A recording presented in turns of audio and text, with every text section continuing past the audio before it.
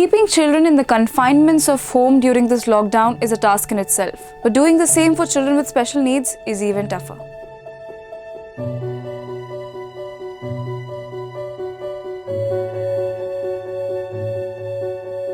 Children with special needs are those with neurodevelopmental disorders, ADHD, autism, learning disabilities, cerebral palsy, and other such disorders which require continuous therapies.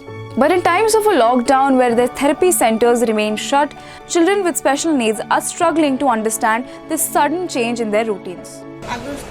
School थिला बेले कोन कि तार दिनटा पूरा routine हिसाब से चलथिला बर्तमान तार दिनटा रूटीन हिसाब से चलुनी सोइबा खाइबा सब जिंस रे टाइमिंग आ रहुनी सेटा टिके डर लागुची काहे कि से रूटीन बाहर माने एमती लॉकडाउन रहिले से आगु केते केते केमती से को हैंडल करिवो रूटीन हिसाब आउ थरे पड़िला केते दिन लागिवो लॉकडाउन केपे खोलिबो तापरे भी मान कर इम्यूनिटी टिके कम सेति पई एटा भी जाने पारुना आमे जे केबे केते दिन लॉकडाउन होइबा लॉकडाउन खोलले पर हम पठेबो कि भी नाही से माने Dr. Amrit Bhatt Joshi, who is a leading neuropsychiatrist, further explains the struggles of children with special needs. These children actually need a very structured environment.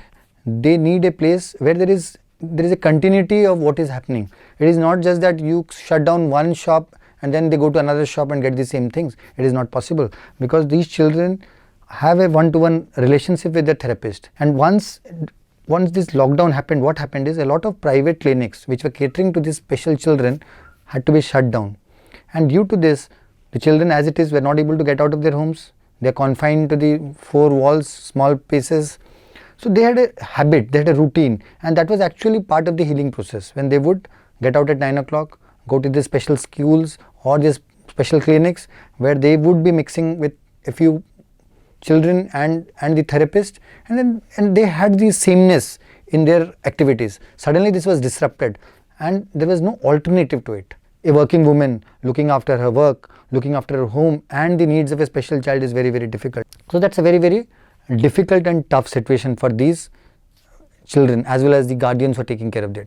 These people go through development milestones. Suppose somebody is at the age of 16 and he or she is mentally challenged, maybe having some autistic problems, maybe hyperactive, maybe attention deficit. These have not reached the development milestones of a 16-year-old. They might be at the development milestones of 8 or 10.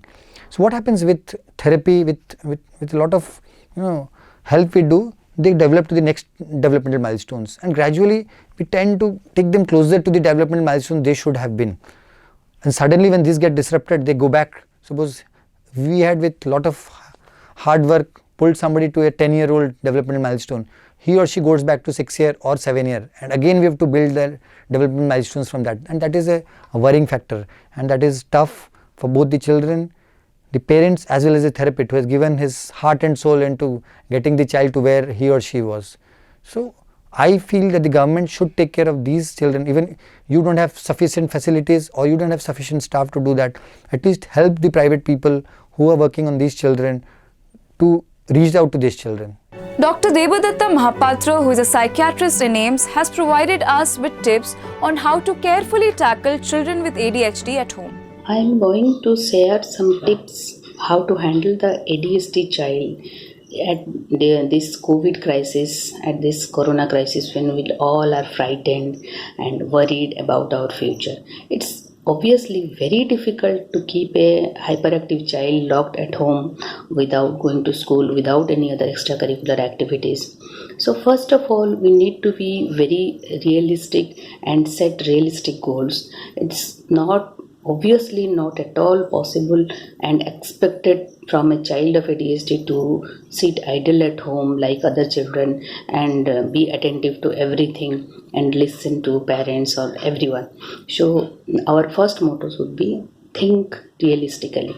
Next is that we should follow a regular routine activity that involves regular exercise, healthy food, sleep, proper sleep, etc. Then the third should be parents need to be involved with the child for regular fun activity along with some learning objectives like drawing, painting, etc., or dancing, whatever the child is interested earlier and whatever the child was doing earlier. Along with that, there should be some pairing of reinforcement methods, like if the child does something, listen to something, or sits at a place or something, he does something, it should be paired with a reinforcement method. And last but not the least, most important is the parents need to be calm, cool, and stay safe, and so that their anxiety and stress will not be projected on the child. The government of Odisha, under its COVID-19 contingency plans, provides consultations through Odisha government's telemedicine helpline for people affected with mental disorders during the lockdown. But children who are already availing these services under private doctors are not allowed to continue with the same because private entities are not enlisted under essential services. My nephew is going to be 5 and he's in dire need of speech therapy, and he has been suffering because of this. And I know the government centers are open, I suppose, but it's not really possible for him to go to those centers because it takes a lot of patience and courage on his part, especially to get adjusted to a therapist, and it takes a lot of time to do that. So it's not really easy to just go to a random government therapy center and start the therapy. It's not possible for him. Also, all the therapy centers are basically located in Bhubaneswar, but BMC still comes under the red zone, due to which the therapy centers are also not taking the risk. But I think that it's not their fault. The government should take up certain steps to address these issues. If missing schools and taking online classes is such a huge hurdle for normal kids, missing therapy at this time might bring some disastrous outcome for my nephew and other kids as well who are suffering from the same thing. Regression might just be inevitable if this continues for long. Relatives of children with special needs have appealed to the Secretary of the State to look into the gravity of this matter and to take necessary action. We at Odisha Post Live hope that their pleas are taken into consideration.